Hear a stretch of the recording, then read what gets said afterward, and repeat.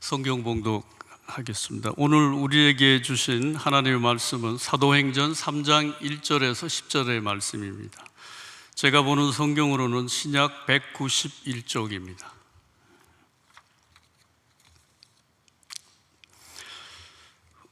구시기도 시간에 베드로와 요한이 성전에 올라갈새 나면서 못 걷게 된 이를 사람들이 메고 오니 이는 성전에 들어가는 사람들에게 구걸하기 위하여 날마다 미문이라는 성전 문에 두는 자라. 그가 베드로와 요한이 성전에 들어가려 함을 보고 구걸하거늘 베드로고 요한과 더불어 주목하여 이르되 우리를 보라 하니 그가 그들에게서 무엇을 얻을까 하여 바라보거늘 베드로가 이르되 은과 금은 내게 없거니와 내게 있는 이것을 내게 주노니 나사렛 예수 그리스도의 이름으로 일어나 걸으라 하고 오른손을 잡아 일으키니 발과 발목이 곧 힘을 얻고 뛰어서서 걸으며 그들과 함께 성전으로 들어가면서 걷기도 하고 뛰기도 하며 하나님을 찬송하니 모든 백성이 그 걷는 것과 하나님을 찬송함을 보고 그가 본래 성전 미문에 앉아 구걸하던 사람인 줄 알고 그에게 일어난 일로 인하여 심히 놀랍게 여기며 놀라니라. 아멘. 네, 여러분 반갑습니다. 저는 안양에서 교회를 목회하고 있는 최원준이라고 합니다. 부족한 사람에게 말씀을 전할 수 있는 기회를 주신 존경하는 우리 선배 목사님, 신문수 목사님, 또 교회 측에 감사의 말씀을 드립니다. 제가 신대원 2학년, 3학년 정말 이제 신학에 막 들어섰을 때 첫 번째 임지가 정릉교회에 있었는데 그때 전임 전사님으로 우리 신 목사님이 계셨어요. 그래서 지금까지 늘 존경하는 목사님으로 또 목회를 많이 또 배우고 있습니다. 오늘 남선교회 귀한 헌신 예배를 통해서 예수뿐인 사람이라는 주제로 우리 여러분들에게 말씀을 함께 나눌 때 하나님이 여러분들의 그 심령을 만져주시고 말씀의 은혜가 넘치길 주의 이름으로 축복합니다. 지금부터 한 60여 년 전에 미국의 목회자인 도널드 그레이 반하우스라고 하는 목사님이 이제 주일날 설교를 하는데 성도들에게 한번 이런 질문을 했어요. 성도 여러분, 만약에 사탄이 한 도시를 장악한다면 어떤 일이 일어날까요? 자, 여러분, 그냥 상상하기도 좀 싫지만 사탄이 만약에 천안이라는 한 도시를 장악하면 이게 무슨 일이 일어나겠습니까? 마음으로 한번 대답을 한번 해보세요. 여러분들이 생각하는 여러 가지 일들이 있겠는데 이제 이분은 아주 전혀 뜻밖의 대답을 합니다. 만약 사탄이 한 도시를 장악한다면 술집은 모두 문을 닫을 것이다. 그리고 도색 잡지들은 자취를 감출 것이고 깨끗해진 거리는 서로 미소를 먹으며 사람들이 친절하게 인사를 나누며 다닐 것이다. 저주와 악담은 사라질 것이다. 교회는 문전성시를 이룰 것이다. 이상하죠? 이런 건 우리가 바라던 사회의 모습인데, 근데 마지막에 아주 반전이 있었습니다. 하지만 더 이상 교회에서는 그리스도가 선포되지는 않을 것입니다. 그렇게 되더라고요. 이 이야기는 미국의 유명한 개혁신학자인 마이클 호튼이라고 하는 목사님이 쓴 그리스도가 없는 기독교라는 책에 나오는 이야기입니다. 여러분, 기독교의 핵심은 예수 그리스도잖아요. 근데 예수 그리스도가 없는 기독교, 이건 너무 말이 안 되죠. 난센스죠. 속된 말로 안고 없는 찐빵 아니겠습니까? 그러니까 사단이 모든 걸 다 양보해도 교회에서 예수가 그리스도 이미 선포되지만 않는다면 된다라는 겁니다. 이 반하우스 목사님이 얘기는 사실 좀 극단적입니다. 하지만 교회의 본질이 무엇인가, 그거를 극명하게 잘 보여주는 이야기입니다. 여러분, 교회는 예수뿐인 교회가 되어야 될 줄 믿습니다. 성도는 예수뿐인 인생을 살아가야 될 줄 믿습니다. 제 친구 목사 가운데 교회를 개척했는데 교회 이름이 예수뿐인 교회예요. 너무 멋있어요, 교회를. 네. 지금까지 제가 들어봤던 교회명 가운데 천안중앙교회 다음으로 제일 좋은 이름이에요. 네. 예수뿐인 교회. 오늘 말씀은 베드로하고 요한이 날 때부터 걷지 못한 장애인을 고치는 이야기입니다. 너무나도 잘 아시는 말씀입니다. 사도행전 4장 22절에 따르면 이 날 때부터 걷지 못했던 이 사람의 나이가 대략 40세였다 라고 얘기를 해요. 그러니까 이 사람은 40여 년 동안 한 번도 걷지 못했습니다.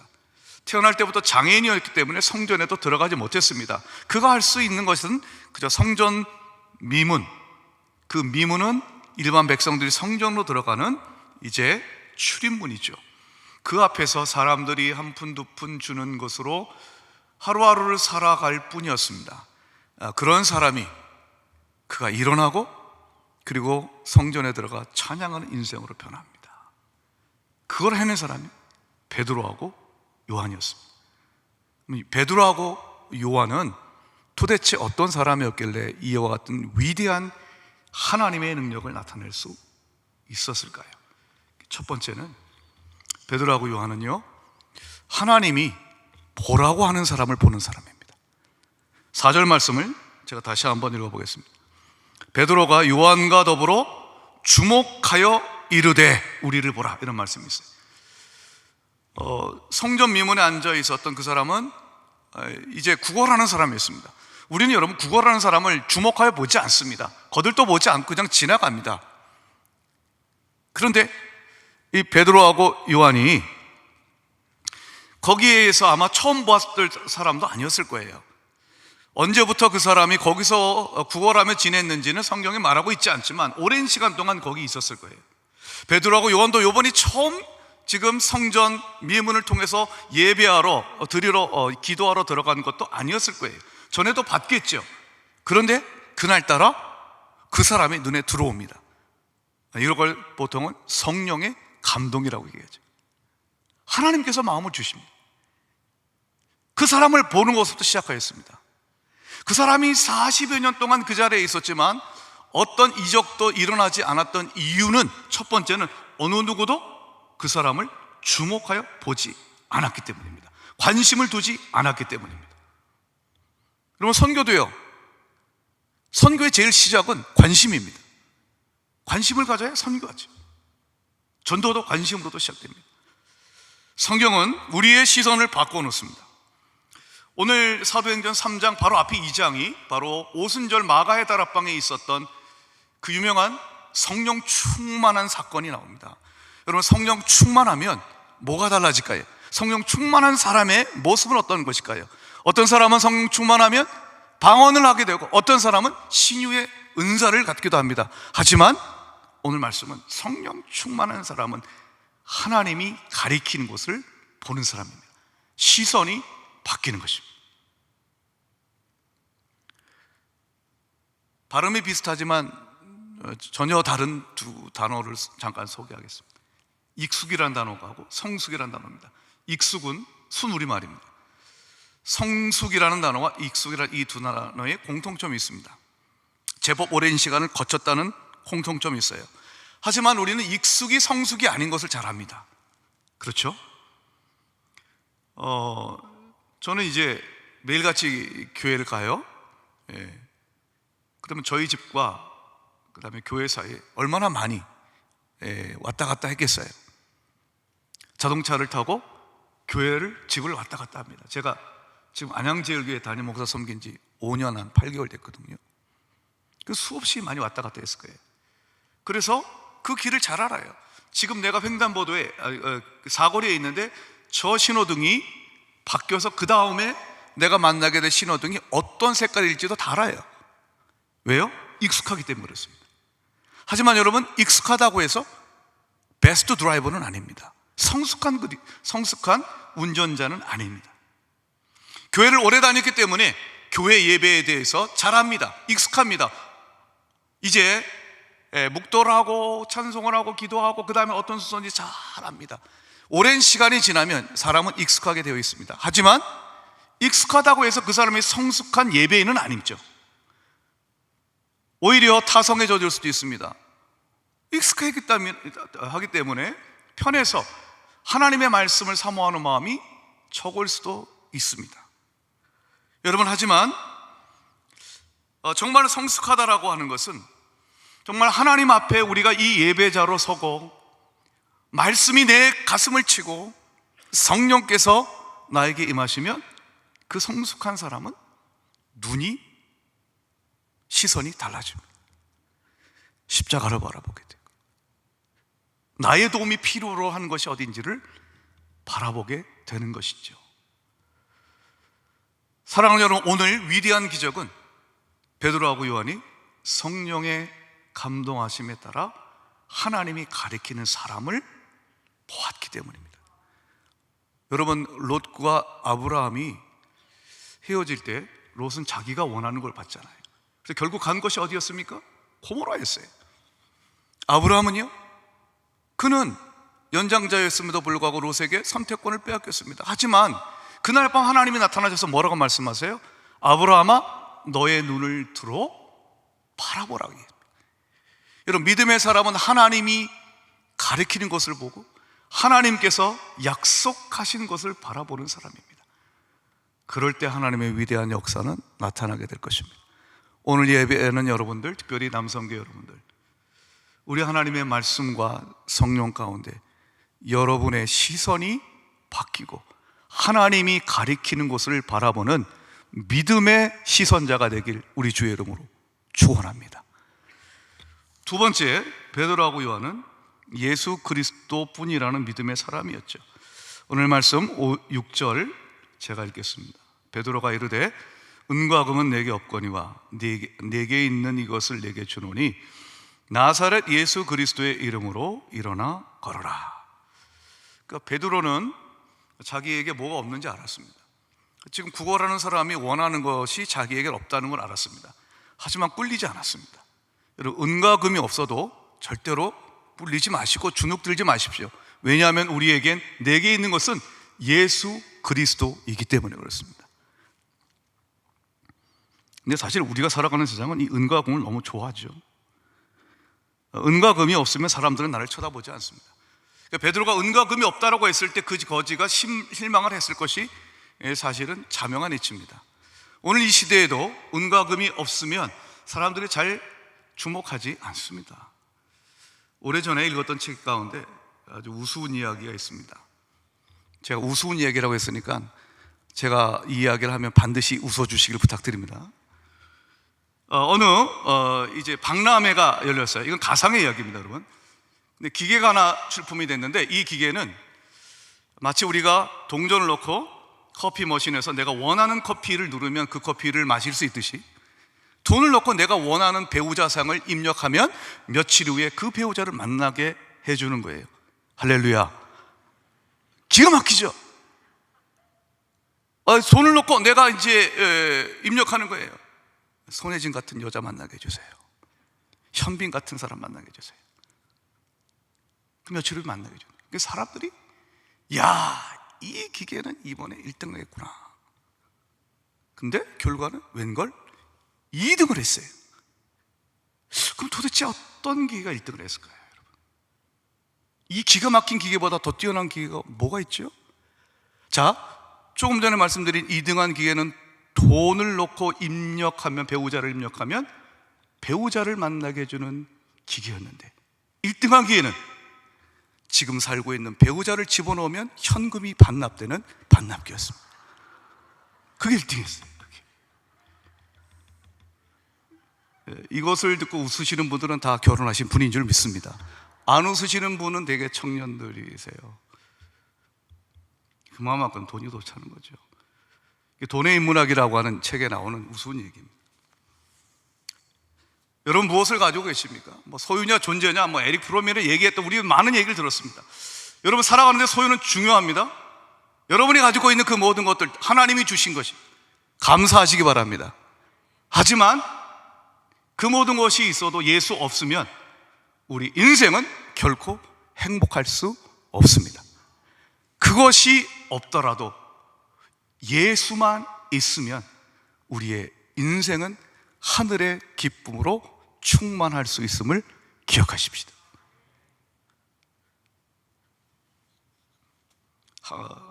CCC라고 하죠. 한국대학사 선교회 설립자이신 고 김준고 목사님, 그분이 평생 꿈꾸셨던 것은 예수 그리스도의 이름이 이 땅에 높여지는 것이었습니다.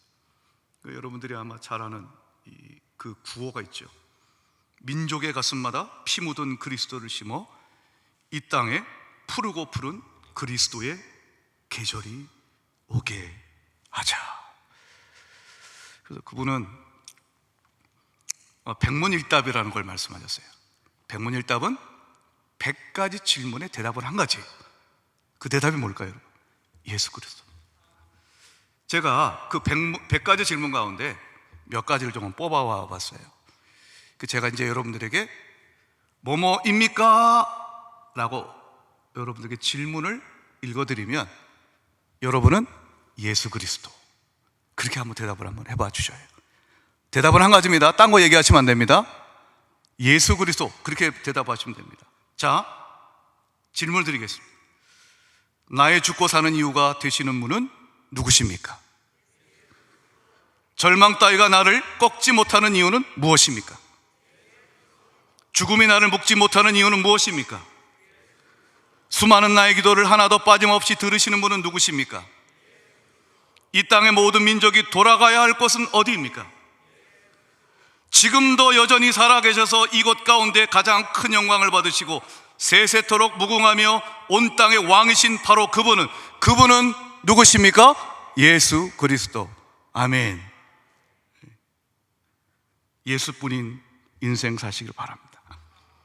세 번째로, 오늘 말씀을 통해서 우리는 예수 그리스도의 이름으로 변화되지 못할 사람은 없다는 것을 기억할 필요가 있습니다. 말씀드린 대로 베드로가 이제 예수의 이름으로 날 때부터 걷지 못한 사람을 일으켜 세웁니다. 이제 그것을 봤던 사람들이 이렇게 이야기를 해요. 10절 말씀, 그가 본래란 말에 주목해 보세요. 그가 본래 성전 미문에 앉아 구걸하던 사람인 줄 알고 그에게 일어난 일로 인하여 심히 놀랍게 여기며 놀라니라. 본래, 여러분 본래란 말 아시죠? 또는 원래라고 하죠. 원래든 본래든 이것은 처음부터 혹은 나의 어떤 진짜 모습, 이렇게 얘기하죠. 나 원래 그래. 그 말은 내가 어떤 모습으로 있었는지 이게 진짜 나의 모습이야, 이런 얘기입니다.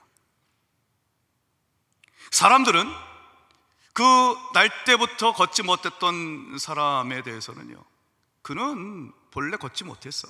그 사람은 구걸하며 지냈어. 40년을 그렇게 살아왔으니, 태어날 때부터 그랬으니 본래 운명적으로 결정된 모습이 바로 구걸하며 살아가는 거예요. 근데 여러분, 베드로하고 요한을 만나기 전까지는 그 사람은 그것이 운명인 줄 알았어요. 어느 누구도 그래도 관심 가져주지 않았고, 거기서부터 그 구걸하며 살아가는 인생으로부터 헤어날 길이 없다라고 그는 체념하며 살았을 거예요. 본래 나는 그렇다라고 생각했을 거예요. 근데 아니, 예수 만나니 본래의 나, 그것이 아니라 얼마든지 하나님의 능력과 은혜 가운데 일어나 걷고 성전에 들어가 하나님을 찬양하는 인생으로 변화될 수 있음을 오늘 말씀은 보여주고 있습니다. 누구든지 그리스도 예수 안에 있으면 새로운 피조물인 줄 믿습니다. 이전 것은 지나가고 새 것이 된 줄 믿습니다. 제가 1993년부터 97년까지 주님의 교회를 섬겼습니다. 그 당시 이제 담임 목사님이 여러분도 잘 아시는 이재철 목사님이셨어요. 근데 그때 아주 특별한 분이 새가족으로 등록을 하셨습니다. 그분 누구냐면 단군교 교주였다가 예수 믿고 교회 나오셨던 분이에요. 그분 이름이 지금은 목사님이 되신 김혜경 목사님이세요. 이분은 학봉 대선사란 이름으로 불리면서 무당만 1000명을 거느리던 사람이었어요. 그리고 신자가 4000명이었어요. 4,000명. 대단하신 거죠. 무당만 1,000명을 건드렸어요. 무당만. 예? 우리 식으로 얘기하면 부목사만 1,000명이 넘었어요. 대단하신 분이셨죠. 그러다가 이분이 예수 믿고 교회에 나옵니다. 근데 그 김혜경 성도와 함께 또 예수를 믿은 사람이 3명이 더 있었어요. 그 사람들이 무당이었어요. 무당. 그들은 강신무였습니다. 그러니까 이제 그분들의 이야기에 따르면 무당은 크게 이제 2가지가 이제 있는데, 하나는 세습무례입니다. 그러니까 부모가 무당이어서 그냥 세습한 경우에, 또 하나는 신이 내려서 무당이 된 강신무였는데, 이분들은 다 신이 내렸던 강신무였어요. 근데 이분들이 당군교 교주였던 분하고 무당세 분이 주님의 교회에 등록한 다음에 담임 목사님에게 이렇게 부탁을 했답니다. 목사님, 새신자, 새가족 소개할 때 저희들이 과거에 어떤 사람이었는지 좀 이야기해 주세요. 그때 교회는요, 새가족이 오면 이름이 어떤 분이 왔습니다라고만 얘기했지, 이분이 과거에 어떤 삶을 살았는지 얘기하지 않습니다. 그렇잖아요. 천안중앙교회도 새가족이 왔으면 어느 분이 오셨습니다, 박수로 환영합니다, 뭐 이 정도죠. 이분이 어떻게 살았다, 뭐 이런 얘기 안 하지 않습니까? 근데 이분들은 담임 목사에게 부탁을 해서 일부러 우리들이 어떤 사람이었는지를 얘기해 달라는 거예요. 왜일까요? 강신무도, 귀신이 내려서 무당된 사람도, 4,000명이 넘는 사람들을 이끄는 단군 교주도 예수 만나니 그 귀신이 떠나가고 우리 하나님의 자녀, 하나님의 백성이 될 수 있음을 성도들에게 간증하고 싶었던 것이었습니다. 여러분, 원래의 나에 우리가 속박되지 않고 예수 만나 하나님께서 여러분들의 행하실 새 일을 기대하시기 우리 주의 이름으로 축복합니다. 너희는 이전 일을 기억하지 말고 옛날 일을 생각하지 말라. 보라, 내가 새 일을 행하리니 이제 나타낼 것이라. 아멘. 마지막 네 번째는 하나님을 예배하는 겁니다. 베드로가 예수의 이름으로 날 때부터 걷지 못했던 자를 일으켜 세웠을 때 그 걷지 못했던 자가 일어나서 걷고 뛰고 그리고는 성전 안으로 들어갑니다. 여러분, 오늘 말씀 8절을 보시면 뛰어 서서 걸으며 그들과 함께 성전으로 들어가면서 걷기도 하고 뛰기도 하며 하나님을 찬송하니, 9절, 모든 백성이 그 걷는 것과 하나님을 찬송함을 보고. 저는 이 이야기에서 베드로하고 요한이 걷지 못했던 자들을 일으켜 세운 것 자체도 소중한 얘기지만, 그 사람이 치유되고 회복된 다음에 뭘 했나? 멀쩡한 다리로 제일 먼저 한 게 뭔가? 그게 우리가 관심을 가져야 될 내용입니다. 여러분, 이 사람은요 40년 동안 한 번도 걷지 못했습니다. 그런데 처음으로 이 사람이 자신의 2발로 땅을 딛고 그리고 걷습니다. 그리고 그 발을 가지고 제일 먼저 갔던 데가 성전이었습니다. 장애인은요 그 당시에 정결법적으로 부정하기 때문에 성전 안에 들어갈 수가 없어요. 그가 갈 수 있었던 것은 성전 미문 그 앞까지예요.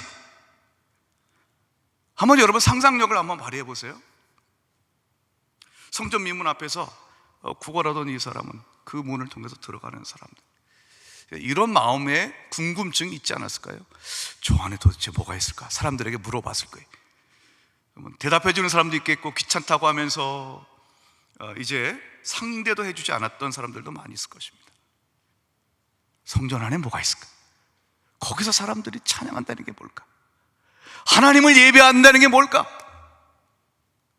그저 그는 그 마음 가운데 간직하고만 있었을 거예요. 그런데 여러분, 이제 멀쩡해진 다리로 그가 성전에 들어가서 직접 하나님을 찬송합니다. 그리고 사람들이 그걸 봅니다. 사람들이 보면서 놀랬던 것은 그 사람이 일어나 걷는 것뿐만 아니라, 보세요, 9절, 걷는 것과 하나님 찬송함을 보았다 그랬습니다. 하나님 찬송함을 봤다. 여러분, 멀쩡해진 다리 가지고 술집 다니고 나쁜 데 다니면 그건 뭐하러 고쳐주겠습니까? 하나님께서 우리에게 주신 치유와 회복과 구원의 은혜는 하나님을 섬기고 하나님의 은혜를 전하며 살라고 우리를 구원하여 주신 줄 믿습니다. 여러분, 그것이 하나님의 은혜. 여러분 가운데 예배가 있으십니까? 여러분 정말 진정 예배자로 살고 계십니까? 예배자로 뛸 듯이 기뻐하며 하나님을 찬송함이 우리에게 있는가? 그 이용규 선교사님이 내려놓음이라는 책을 보면 예배에 관해서 이런 얘기를 이제 합니다. 몽골에서 선교사, 지금은 이제 인도네시아에서 선교사라고 계시지만 몽골에서 선교사를 하실 때 있었던 이야기였어요. 한 번은 주일날 예배를 드리는데 벌러르라고 하는 이름의 자매가 예배 시간에 이제 땀이 뒤범벅되어서 이제 교회로 들어왔어요. 이 벌러르라고 하는 자매는 원래는 이제 귀가 안 들렸는데 정말 하나님의 은혜로 기도 가운데 그 귀가 안 들리던 것이 나았던 자매예요. 그러니까 하나님의 기적을 경험했던 사람이죠. 근데 예배가 시작되기 전에 몇 시간 전에 그의 집에 있던 소를 잃어버린 거예요. 그 소를 찾아 나섰어요. 이곳저곳 헤매며 소를 찾는데 소가 안 보여요. 그런데 예배 시간이 임박한 거예요. 마음의 갈등이 있었겠죠. 소를 찾으러 갈 건가? 예배를 갈 건가? 근데 이 자매가 예배를 택한 거예요. 그래서 찾다가 예배 시간이 임박해가지고 막 뛰어서 온 겁니다. 그래서 땀이 뒤범벅된 거죠. 그 선교사님이 이제 그거 보고 마음에 얼마나 이 믿음이 얼마나 예뻤겠어요, 여러분. 하나님한테 하나님 사랑하는 딸이 이렇게 예배를 사모해서 소 찾는 거 포기하고 여기 왔습니다. 이 자매를 실망시켜 주지 말아 주십시오. 그렇게 기도합니다. 그리고 하나님이 역사하셨어요. 예배가 끝나는 그 시간 소가 제 발로 찾아와 그 예배당 앞에 서 있었다고 합니다. 사랑하는 여러분, 우리 하나님께서 우리를 구원하시고 예수뿐인 인생으로 살아간다는 것은 날마다 하나님을 예배하고 그분을 평생 즐거워하는 것입니다. 인생의 제일 된 목적은 하나님을 영화롭게 하고 그분을 영원토록 즐거워하는 것입니다. 여러분, 예배 가운데 이 세상에 줄 수 없는 하나님만이 주실 수 있는 크고 놀라우신 기쁨이 넘치길 축복합니다. 설교를 마치면서 제가 읽었던 한 이야기를 들려드리고 마치겠습니다. 1980년대 후반 북한이 종교의 자유가 있는 것처럼 선전하려고 평양에 봉수대 교회와 장충성당을 지었다고 합니다. 그리고 신앙이 전혀 없는 사람들로 교회를 채웠습니다. 이제 교회를 지었고 거기에 예수 믿지도 않는데 신자인 척하는 사람, 그리고 설교하는 사람도 가짜 목사예요. 가짜 목사. 근데 여러분, 놀라운 일들이 벌어졌어요. 가짜 목사, 가짜 신도가 예배드리는데 시간이 흐르면서 이 가짜 신도들이 말씀을 들고 찬송을 부르면서 그 마음에 믿음이 생겨나기 시작한 거예요. 예배당 밖에서는 찬송을 들으며 체보하는 음대생도 생기고 예배 시간에 근처를 배회하는 사람들도 생겼다고 합니다. 여러분, 저는 이 이야기를 들으면서 뭘 느꼈냐면 가짜 목사가 선포해도요, 하나님의 말씀, 진리의 말씀을 가짜 신도가 들어도 하나님의 성령의 역사가 있으면 그 심령 가운데에 예수 그리스도에 대한 믿음이 심겨질 줄 믿습니다. 믿음은 들음에서요, 들음은 그리스도의 말씀으로 말미암는 줄 믿습니다. 한국교회가 수많은 예배 영상이 있습니다. 사랑하는 여러분, 그럼에도 불구하고 우리는 변화되고 있습니까? 가짜 목사가 설교해도요, 가짜 신도가 들어도 그곳에 하나님의 진리의 말씀이 선포되고 성령이 역사하면 가짜가 진짜로 변하는 은혜의 역사가 나타나는 것입니다. 문제는 우리에게 있습니다. 다시 한번 예수뿐인 신앙으로 돌아갑시다. 주님만 바라보십시오. 그리고 진정한 예배인이 되어서 이 날 때부터 걷지 못하던 자가 하나님을 찬송하였던 그 마음을 갖고 우리도 예배하는 자로 변화될 수 있기를 우리 주님의 이름으로 축복합니다. 기도하겠습니다. 은혜로우신 주님, 감사합니다. 내 안에 있는 것 오직 예수 그리스도뿐임을 깨닫게 해 주셔서 감사합니다.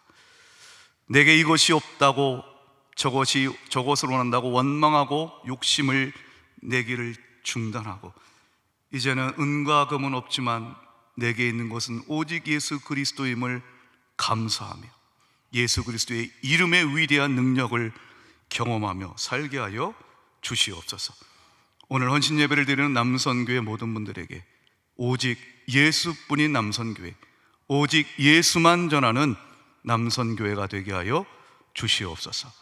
예수 그리스도의 이름으로 기도하옵나이다. 아멘.